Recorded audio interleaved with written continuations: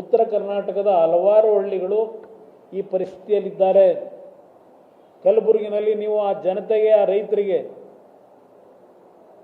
ಏನು ಸಂದೇಶ ಕೊಟ್ಟು ಬಂದಿರಿ? ಏನು ಆತ್ಮವಿಶ್ವಾಸ ಮೂಡಿಸಿ ಬಂದಿದ್ದೀರಿ?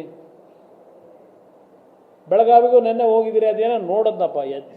ಎಲ್ಲದಕ್ಕಿಂತ ಬೆಳಗಾವಿಯ ಅವರ ಪ್ರವಾಸದ ಬಗ್ಗೆ ದೊಡ್ಡ ಮಟ್ಟದಲ್ಲಿ ಮಾಧ್ಯಮದಲ್ಲಿ ಪ್ರಚಾರ ಸಿಕ್ಕಿರೋದು ಏನೋ 20 ಜನ ಶಾಸಕರು ಕರ್ಕೊಂಡದೆಲ್ಲೋ ನೈಟ್ ಡಿನ್ನರ್ಗೆ ಹೋಗಿದ್ರು ಅಂತ ನೀವು ಪ್ರಚಾರ ಕೊಟ್ಟಿದ್ದೀರಿ. ಅದಕ್ಕಿಂತ ಅವರೇನು ಮೀಟಿಂಗ್ನ ಬಗ್ಗೆ ನೀವೇನೋ ಜನತೆಗೆ ಇಲ್ಲ ನಮ್ಮ ಜನಪ್ರತಿನಿಧಿಗಳಿಗೆ ಆತ್ಮಸ್ಥೈರ್ಯ ಮೂಡ್ತಕ್ಕಂಥದಕ್ಕಿಂತ ಹೆಚ್ಚಾಗಿ ಅದೇನೋ 20 ಜನ ಶಾಸಕರನ್ನ ಕರ್ಕೊಂಡೋಗಿ ಡಿನ್ನರ್ ಪಾರ್ಟಿಗೆ ಸಮಯ ಕಳೆದಿದ್ರ ಬಗ್ಗೆನೇ ಭಾಳ ನಿನ್ನೆ ದೊಡ್ಡ ಮಟ್ಟದಲ್ಲಿ ನೀವು ಚರ್ಚೆ ಮಾಡಿದ್ದೀರಿ ಮಾಧ್ಯಮ ಸ್ನೇಹಿತರು.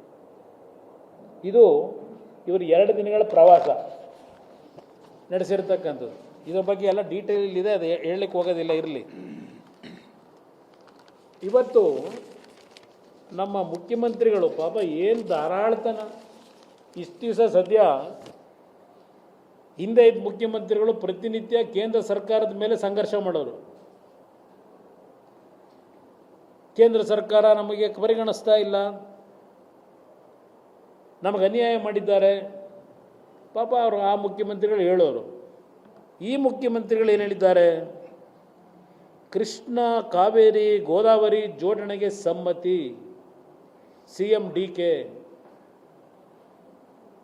ಕೇಂದ್ರದ ಯೋಜನೆ 1 ಲಕ್ಷ ಕೋಟಿ ರು ವೆಚ್ಚ ಈ ನದಿ ಜೋಡಣೆಗೆ. 10% ಕರ್ನಾಟಕ, 10% ಆಯಾ ರಾಜ್ಯಗಳ ಇನ್ವೆಸ್ಟ್ಮೆಂಟು, 90% ಕೇಂದ್ರ ಸರ್ಕಾರದಂತೆ. ಕೃಷ್ಣ ಕಾವೇರಿ ಗೋದಾವರಿ ಜೋಡಣೆಗೆ ಸಮ್ಮತಿ. ಆಮೇಲೆ ನಾನು ಈಗೊಂದು 15 ದಿವಸದಿಂದ ಇದೊಂದು ಬೇಗ ನೋಡಿಬಿಟ್ಟೆ ನಾನು.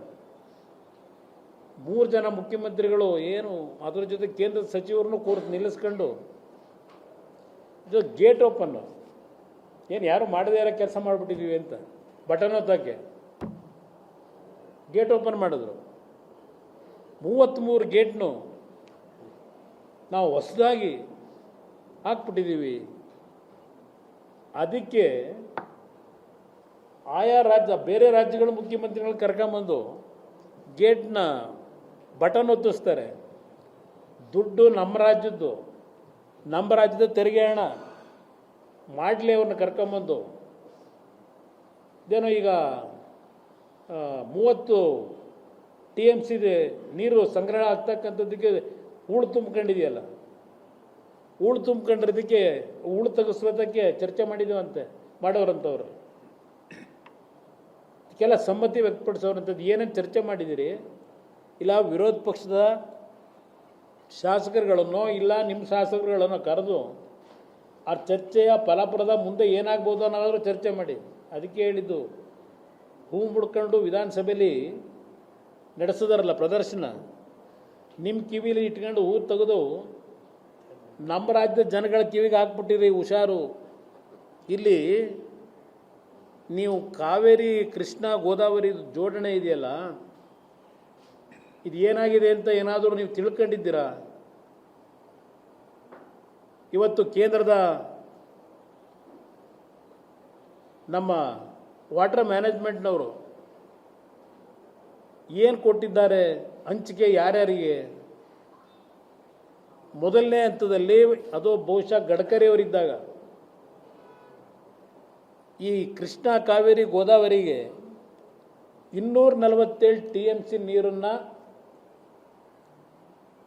ನಾವು ಉಪಯೋಗ ಮಾಡ್ಕೋಬೋದು ಅಂತೇಳಿ ಅವರೊಂದು DPR ಮಾಡಿದರು. ಅದರಲ್ಲಿ 90 TMC, ಒಂದು ನಿಮಿಷ,